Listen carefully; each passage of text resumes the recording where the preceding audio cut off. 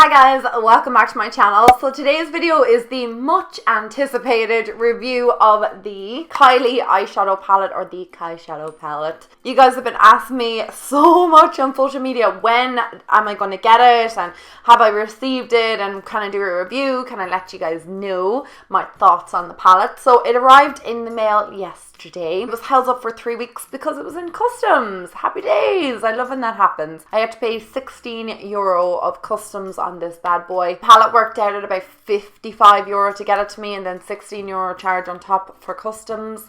Was it worth it, you're probably asking? Was it? So this is what the box looks like. Even the box is cute. Even the packaging is adorable of it. And it has Kylie's signature on the back, just like the lip kits. You also get this really cute card. I think that is so adorable. The blinking eye. And in place of the word I, she uses the word I. Get it? I. Initially, I was like, kudos to you, Kylie. The packaging is totes adorable on this. Absolutely love this. So big reveal. Dun dun dun dun. That's what the shadows look like on the inside. You guys are probably sick to death seeing this palette. It has been everywhere, and I think everybody has given their 2 cents on it. It doesn't have a mirror in here. It doesn't really bother me. There's something in it for every kind of skin tone, I think, because there's, you know, the dark shades here, and then you've got your lighter transitions.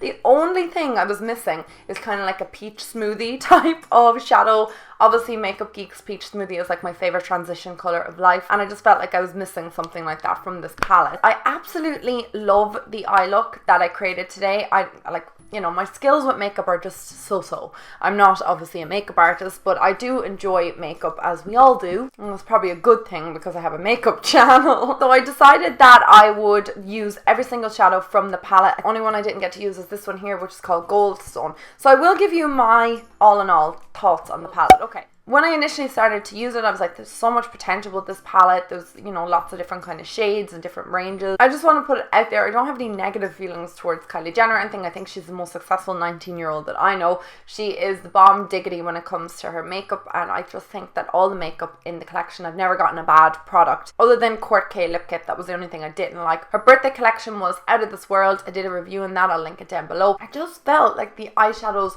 could have been so much more. They were hella expensive to get them here. Like, I think I paid around €70 in the end to get these shadows to me, which is just outrageous. That's high-end prices, guys. Kind of made me a bit sad because I was expecting this to be out of this world. So you're probably wondering what the issues were, because I don't really have any major issues. It's just that I just think it's a little bit overpriced, that's all. If it was a €20 palette, I'd be like, yeah, fine, this is great, €20. You know, not breaking the bank. I did enjoy the shadows in it. I thought they blended quite nice. The only 2 shadows that I really found extremely disappointing, which was the middle one here, Citrine. When I opened this palette, I was like, that's going to be my everything shadow, and it just did not translate on the eyes. It was poor, to say the least. I wanted a kind of a deep orange crease, and I had to really build this sucker up. The other shadow is this one here. I thought that was poor pigmentation as well. I used that in the inner corner of my eye. I just felt like it could have been so much more for what it is. The other shadows are pretty good. The black is nice. I like the black. I like the dark brown,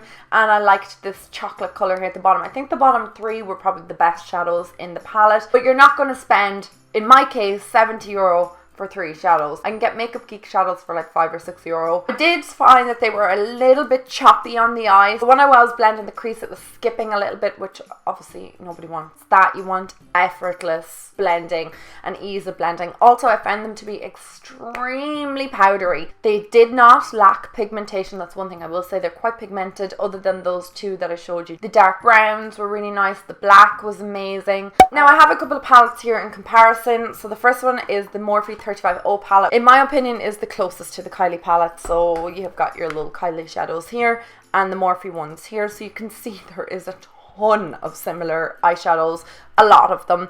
The Morphe palette is €20 here in Ireland, or you buy it from Beauty Bay, which I'll link down below. And the, like I said, Kylie palette worked out at €70 for me. I'm saying €70 because, guys, you could be caught with customs, and if you're caught with customs, this palette is going to be hella expensive. So you can see these similarities in the shadows here. Personally, 35O palette is my ride or die because it just has everything in it. It blends out quite well and it is a beautiful palette. The other palette that a lot of people have been comparing this to is the SHAANXO palette. You can see mine is a ratchet mess because I do enjoy this palette quite a lot. There's only about 3 or 4 shadows that are quite similar in this to the Kyshadows. So to be honest, if you had SHAANXO's palette and you were thinking about getting the Kylie one or vice versa, you're not going to really have too many similar eyeshadows. This is from BH Cosmetics and I think it was about €15, and you also get lip products on the other side. That is another kind of similar palette. And then I've also got the Kat Von D Shade and Light palette. The only reason I'm comparing this to the Kylie one is it has an awful lot of similar shades. You know, it has the black, it has the warm browns, it has that kind of orange colour there at the top. I know it's not quite the same, but you can get what I'm getting at with these two palettes. The Kat Von D one, in my opinion, is a much more superior palette. Even the quality of the shadows is a little bit better. I sound like I'm bashing the Kylie palette. I'm not. I really actually enjoyed this palette. I will say, if you have to work too hard with shadows, probably not really worth it in the end. I never feel like I have to work very hard with my Kat Von D or my Makeup Geek or the Morphe ones or even that SHAANXO palette. It's not the best palette, but it's okay. Whereas I feel like I had to work with these shadows. I feel like I really had to kind of blend them out, get rid of any of the choppiness from them. That was just my biggest kind of complaint for the price of it and the fact that some of the colours were a little bit choppy and they weren't as finely milled and they were a little bit powdery. They were quite pigmented, like I already said, but all in all, I think this is for the real fans of Kylie Jenner, which I kind of would consider myself a fan. They just wanted to be part of their collection like I do. They just wanted to review it maybe for YouTube, or they're just a really diehard fan, because there are other palettes out there that I recommend just a little bit more. That's obviously your own decision if you want to spend that much money on the palette. You know, like if you really, really love the colours and you don't have anything like it and you feel like you're going to get lots and lots of use out of it, I say go for it. But if you have any of the other palettes that I mentioned today, or maybe you're just not really that into Kylie's cosmetics as it is, or maybe you just feel like it's a little bit out of your price range, I'd say skip on it because you really don't need it. So this is kind of truly, in my opinion, for the diehard fans or somebody who wants to add it to their collection, and maybe not for somebody who finds these palettes kind of a little bit expensive. It's not going to be worth it. So go with the Morphe 35O palette, in my opinion, if you're going to be worried about cost or anything like that. It's a much better, much more superior, much more versatile kind of palette. I will not stop using the Kylie palette. I have it now and I'll probably use it quite regularly because it'll be handy to bring when I'm traveling and stuff like that. I hope I didn't rant on for too long, and I will do swatches at the end if you want to see them and kind of a little voiceover explaining which ones I liked the best. Thank you so much guys for watching. I love you and stay tuned for the tutorial. Mwah! Bye guys! To start, I'm taking my Paint Early paint pot, as I always do with any eyeshadow look, just to prime the eye. I'm going in with Jasper from the palette just to set that base onto the eyelid. And then I'm going to take Tiger Eye on a big fluffy brush. This is from Inglot, I'll write it down below. I just want a wash of colour over the lid. This is just to act as a transition more so.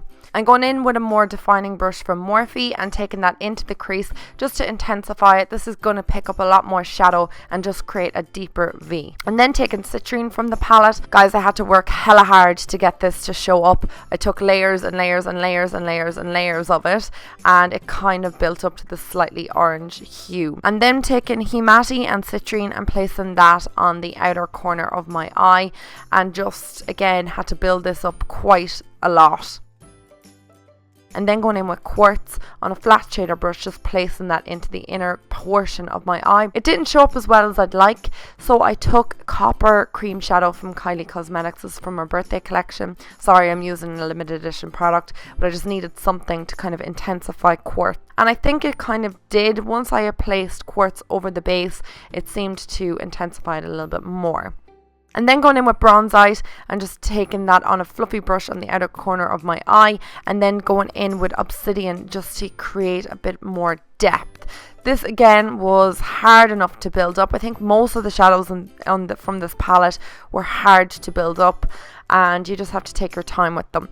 In my opinion, Jasper, which is the shadow I used underneath my brow bone, is one of the best from the palette. I'm going in with Topaz from the palette, placing that under my lower lash line just to smoke it out, and then taking Obsidian just to tie the whole look together, just to create a little bit more depth on the outer corner of my lower lashes. And this is what the completed eye look looks like. I hope you guys enjoyed that. Now I'm just going to go into the swatches of the palette. So this is what the shadows look like in their entirety. I'm swatching Jasper first. Again, like I said, one of the best shadows from the palette. It's a milky, kind of creamy colour. Didn't kick up too much powder. Next we have Quartz. In my opinion, this is the worst shadow from the palette. I had to do layers and layers and layers of this just to get it to show up slightly on my wrist. Taking Topaz next, and you can see how patchy it is. Once I've built it up, it's actually quite nice. It's just a very cool tone shadow actually. Next I'm going to swatch Goldstone. I actually quite liked this shadow. It was the only one that I never used in the tutorial, so I wasn't sure how it was going to translate onto the skin. But once built up to 2 layers as you're seeing now, it looks quite beautiful. Then we're going in with Citrine, one of the poorest shadows again from the palette. You can see how patchy it is, and again 2 layers and it builds up to this. Then I'm going in with Tiger Eye, again a little bit patchy. You need a couple of layers to show it up. Same with Hemati, and the same with Bronzite and Obsidian. They all took 2 layers to kind of build up. You can see how patchy they are when you first swatch them, but once they build up, the patchiness kind of goes away. But that was the only issue I was kind of having when I was blending, just how patchy they were and they were skipping on the eye. But once you can get over that, they blend out quite nice, as you can see from the tutorial.